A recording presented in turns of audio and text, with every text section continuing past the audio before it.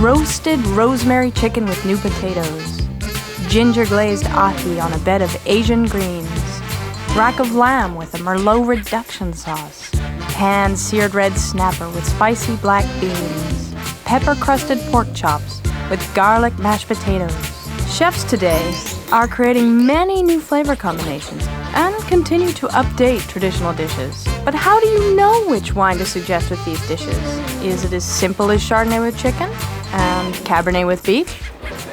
At Kendall Jackson, we recognize that restaurant professionals need to understand the basics of food and wine pairing. So, after learning some fundamental principles about wine and food, you're going to have confidence in that wine suggestion.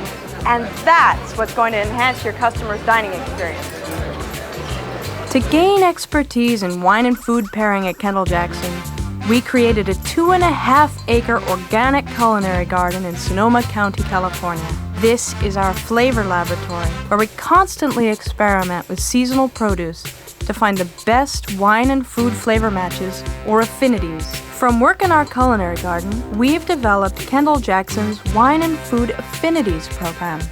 Let's get acquainted with some important concepts from Kendall Jackson's Wine and Food Affinities program right now. The 4 tastes in food are acid, like lemon, sweet, like sugar or fruit, bitter, like radicchio, and salt, like olives. The important textural element in food is fat, or richness. Identifiable characteristics in wine are acid, which makes wines taste crisp, sweet, which amplifies the fruity flavor, and a bitter characteristic, which is less common, but not necessarily negative. In addition, an important textural component in wine is tannin, the drying element usually found in red wines. Let's not forget that food and wine can also be described by weight or texture. Both food and wine can be categorized as light, medium, or heavy-bodied. Now, let's examine the descriptors and textures of 4 major types of wine. Most table wines fit into these categories. First, we have crisp white wines. Sauvignon Blanc is a classic example of this type. There is generally no sweetness in Sauvignon Blanc, and it often has lemon, green apple, and grapefruit, or grassy characteristic. Then we have rich whites. Chardonnay is a classic example of a medium-bodied, rich white wine. Chardonnay often tastes like apples or tropical fruit and toast flavors from barrels. Champagne can fall into either the crisp whites or rich whites category, depending on the style.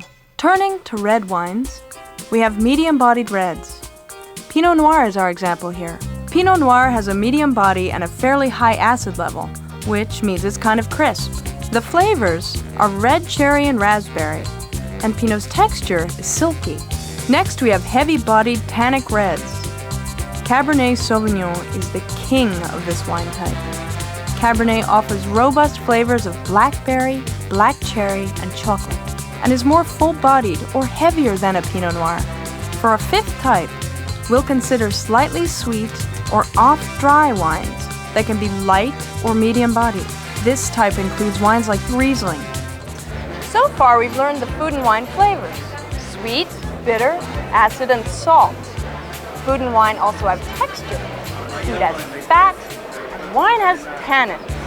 And let's not forget that both food and wine can be light, medium, or heavy-bodied. Now, let's talk about some helpful principles when matching food and wine. Same flavors. Similar flavors of a food and wine can complement each other. Imagine the tasty pairing of a crisp Sauvignon Blanc with a filet of sole and a lemon sauce, or a rich lobster with a big buttery Chardonnay. The same flavors harmonize. Same weight or texture. Remember our light, medium, and heavy-bodied wines?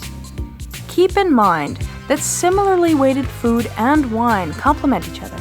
A good pairing is a light green salad with shallot vinaigrette matched with a light Sauvignon Blanc.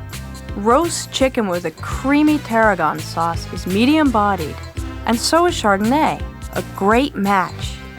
And a traditional example of an excellent heavy-bodied pairing is grilled steak and Cabernet Sauvignon. Sweetness. When serving a dish involving sweetness like roasted pork loin with apple cider glaze, Remember that the wine should be equal to or higher in sweetness than the dish. A tropical, fruity Chardonnay would be great here. Or try a slightly sweet or off-dry Riesling. Acid, just like the sweetness principle. If a dish has an acidic or tart flavor like swordfish with tomato salsa, make sure the wine is equal to or higher in acid than the dish. Here we would select a medium-bodied Pinot Noir. Salt. Here's a tough one. Which wine balances out salt in a dish? Like a gourmet pizza with olives and feta cheese. Remember that acid balances out those salty flavors. Choose a crisp Sauvignon Blanc. Here's a classic pairing. A crisp champagne paired beautifully with oysters, which are often salty. Let's consider how tannin and protein work together.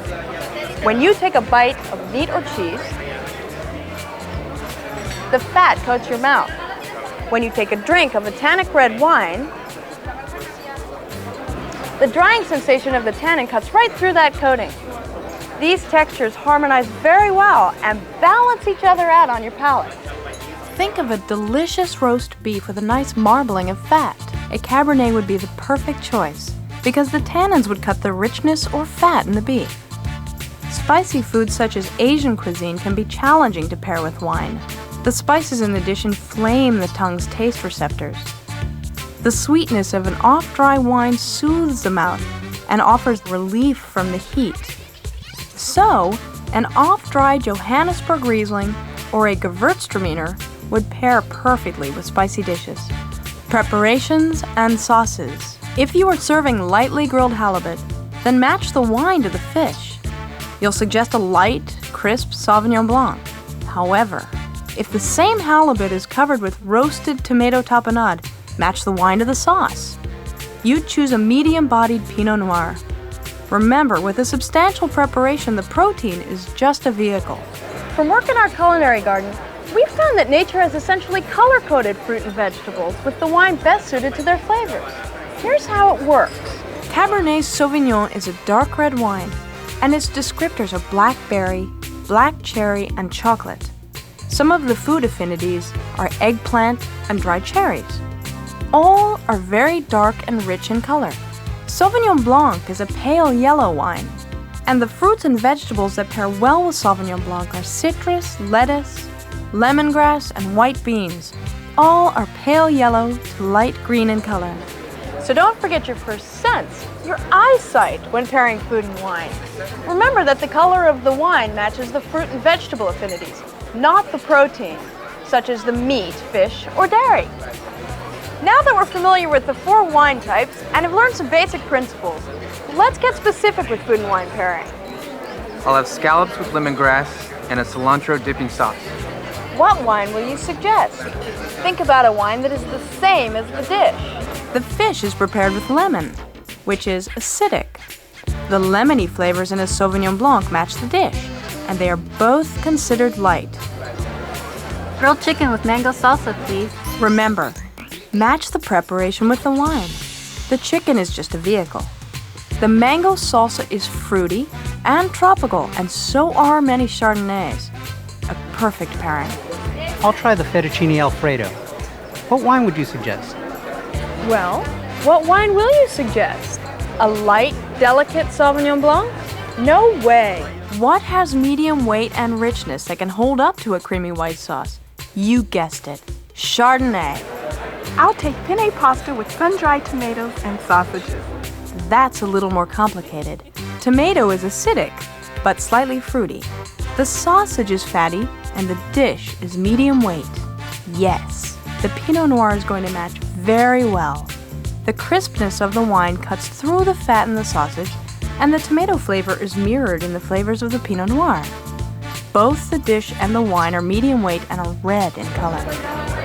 I think I'll have that New York pepper crusted steak, please. And would you make that medium well for me? This is a classic match of protein to tannins. You'll recommend a heavy-bodied Cabernet Sauvignon with that rich, juicy cut of beef. I'll have the portobello mushroom sandwich. Portobello mushrooms are medium weight and have an earthy flavor. Try a Pinot Noir, which is also medium weight with the same earthy flavors.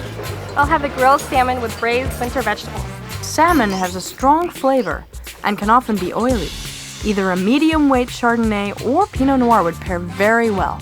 And remember, for your customers that order beef, chicken, seafood, or pasta and want to share a bottle of wine, recommend a medium-weight Pinot Noir. It complements the red meats and won't overpower the lighter dishes. We hope this introduction to Kendall Jackson's Wine and Food Affinities program has whetted your appetite to learn more. Ask your Kendall Jackson representative to guide you through a food and wine pairing exercise. And remember, smart food and wine pairing not only makes for a satisfied customer, it's delicious. Bon appetit! Yeah.